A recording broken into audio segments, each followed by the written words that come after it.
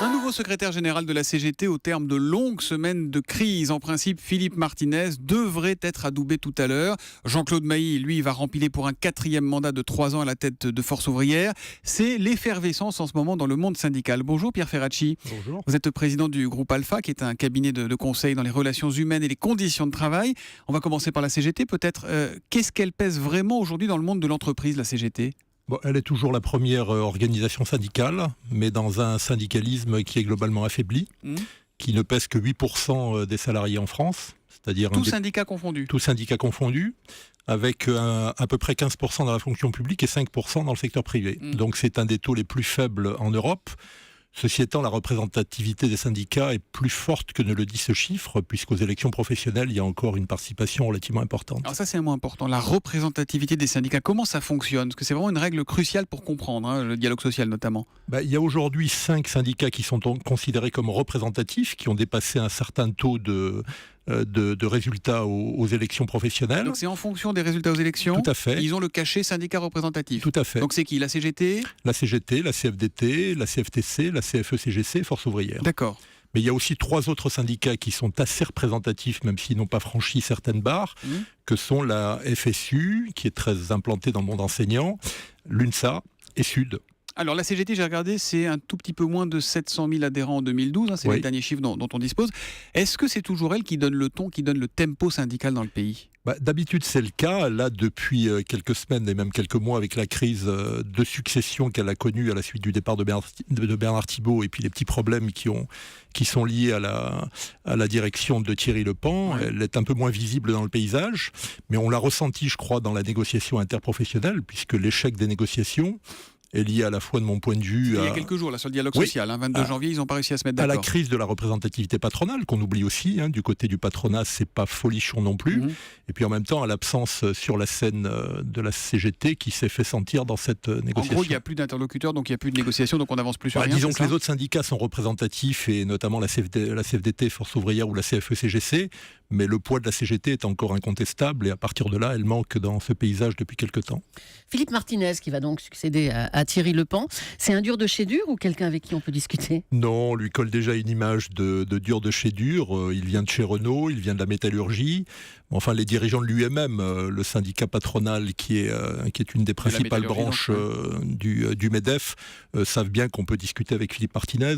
C'est donc un homme qui connaît la négociation. Donc c'est pas radical qu'on est en train de décrire partout. Non, d'ailleurs, j'ai été étonné que paradoxalement, les observateurs du monde social oublient de dire, ce qui est une première pour la CGT depuis très très longtemps, qu'il n'est pas membre du Parti communiste.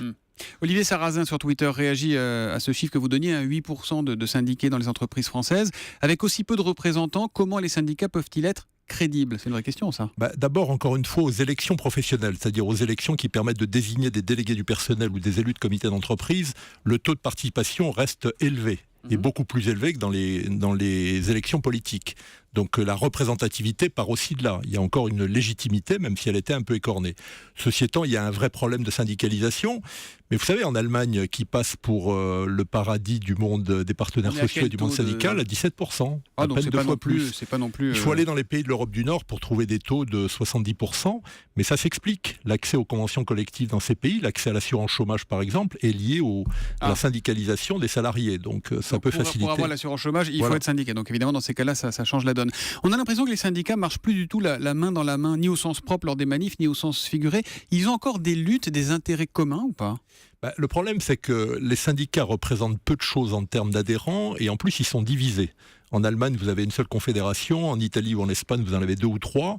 Chez nous, il y en a 7 ou 8 quand vous regardez bien. Donc, le faible taux de syndicalisation se cumule avec une division des syndicats qui leur est préjudiciable et qui fait que les salariés ne se retrouvent plus trop chez eux. Est-ce que la relative faiblesse des syndicats en France arrange le gouvernement ?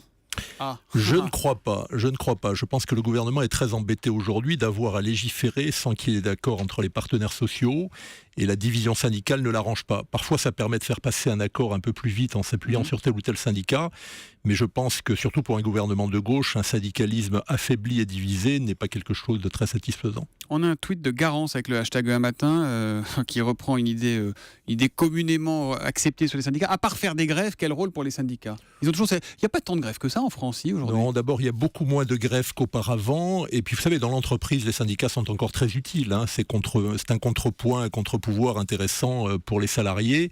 Je crois que les salariés souffrent de cette faiblesse syndicale et ils se réfugient parfois dans l'extrémisme, comme on le voit aujourd'hui sur la scène politique. Une question de Valérie sur Europe1.fr. Le Pen s'est fait virer à cause de son train de vie. Ça gagne combien un patron de syndicat? C'est très variable entre les dirigeants de fédérations, les dirigeants des confédérations. Très franchement, c'est pas le problème essentiel des syndicats aujourd'hui. C'est pas des nantis, les patrons syndicats. Non, les trains de vie sont parfois très modestes et il peut y avoir ici et là quelques dérapages comme il y en a dans toutes les catégories de la société, mais c'est pas le problème du syndicalisme aujourd'hui. Mais ils brassent beaucoup d'argent, les syndicats, pour le coup, ou pas? Insuffisamment, puisque autrement ils seraient beaucoup plus puissants, même si c'est parfois de façon relativement opaque, mais il y a une loi sur la transparence aujourd'hui des comptes des syndicats qui va les amener à être beaucoup plus transparents qu'ils ne l'étaient auparavant. Mais d'où tirent-ils leurs ressources ? Il y a à la fois les ressources tirées du paritarisme, de ce qui est géré avec le patronat, dans la formation professionnelle, dans les instituts de prévoyance, dans l'assurance chômage.